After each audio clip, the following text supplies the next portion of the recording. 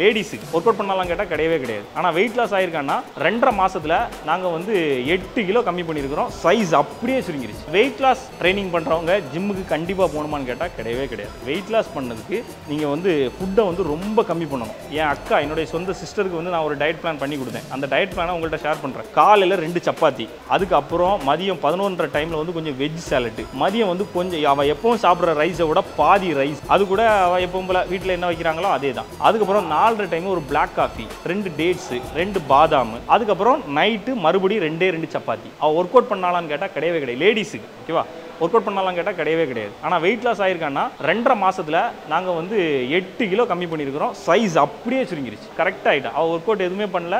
ஏற்கனவே இருந்த ஃபுட்டை வந்து அப்படியே கம்மி பண்ணி ஸ்நாக்ஸு அது எல்லாத்தையுமே கண்ட்ரோல் பண்ணி இந்த டயட்டை தான் ஃபாலோ பண்ணியிருக்கிறான். இன்றைக்கி வந்து ஃபிட்னஸ், பாடி பில்டிங் அப்படின்னு 2 விஷயம் இருக்குது ஓகேவா. அதாவது ரெண்டையும் போட்டு குழப்பக்கூடாது. ஃபஸ்ட்டு ஃபிட்னஸ் அப்படிங்கிறது ஜாலியாக ஒர்க் அவுட் பண்ணி உன் உடம்பு வந்து நீ எல்லா வேலைகளும் செய்யறதுக்கு தயாராக இருக்க அளவுக்கு வச்சுக்கிறது, இவ்வளோ தான் ஃபிட்னஸ் ஓகேவா. பாடி பில்டிங் அப்படிங்கிறது மசில் மேக்கிங் ஓகேவா. நம்ம மசிலை மேக் பண்ணி அப்படியே கெத்தாக இருக்குது. இதுலேயுமே காம்படிஷன், அதுக்கப்புறம் வந்து நார்மல் நம்ம லைஃப் ஸ்டைலுக்காக பாடியை பில்ட் பண்ணி வச்சுக்கிறது இருக்குது. நான் இப்போ சொல்லித்தர போகிறது வந்து இந்த லைஃப் ஸ்டைலில் பாடியை பில்ட் பண்ணி வச்சுக்கிறது எப்படி, அதுவும் பிகினர்ஸுக்கு. யாரும் சொல்லாத ஒரு விஷயத்த நான் சொல்கிறேன். என்ன அப்படின்னா, எல்லாருக்கும் இருக்கிற ஒரு பெரிய பிரச்சனை, ஃபஸ்ட்டு ஜிம்முக்கு போயிட்டு அந்த சரௌண்டிங்கை பழகுங்க.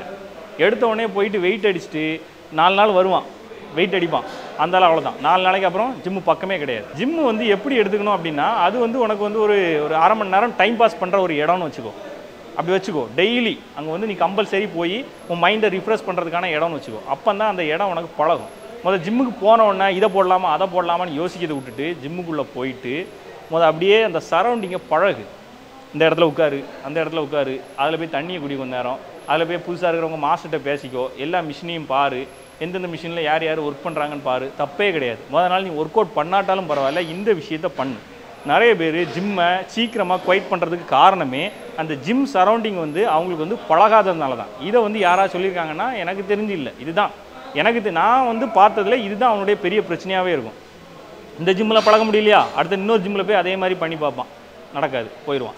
லேடிஸுக்கு ஒர்க் அவுட் பண்ணலாம் கேட்டால் கிடையவே கிடையாது. ஆனால் வெயிட் லாஸ் ஆயிருக்கான்னா 2.5 மாசத்துல நாங்கள் வந்து 8 கிலோ கம்மி பண்ணியிருக்கிறோம். சைஸ் அப்படியே சுருங்கிருச்சு. வெயிட் லாஸ் ட்ரைனிங் பண்ணுறவங்க ஜிம்முக்கு கண்டிப்பாக போகணுமான்னு கேட்டால் கிடையவே கிடையாது. வெயிட் லாஸ் பண்ணதுக்கு நீங்கள் வந்து ஃபுட்டை வந்து ரொம்ப கம்மி பண்ணணும். என் அக்கா என்னுடைய சொந்த சிஸ்டருக்கு வந்து நான் ஒரு டயட் பிளான் பண்ணி கொடுத்தேன். அந்த டயட் பிளானை உங்கள்கிட்ட ஷேர் பண்ணுறேன். காலையில் 2 சப்பாத்தி, அதுக்கப்புறம் மதியம் 11:30 டைமில் வந்து கொஞ்சம் வெஜ் சாலட்டு, மதியம் வந்து கொஞ்சம் அவள் எப்பவும் சாப்பிட்ற ரைஸை விட பாதி ரைஸ், அது கூட அவள் எப்பவும் போல வீட்டில் என்ன வைக்கிறாங்களோ அதே தான். அதுக்கப்புறம் 4:30 டைம் ஒரு பிளாக் காஃபி, 2 டேட்ஸு, 2 பாதாம், அதுக்கப்புறம் நைட்டு மறுபடியும் 2 சப்பாத்தி.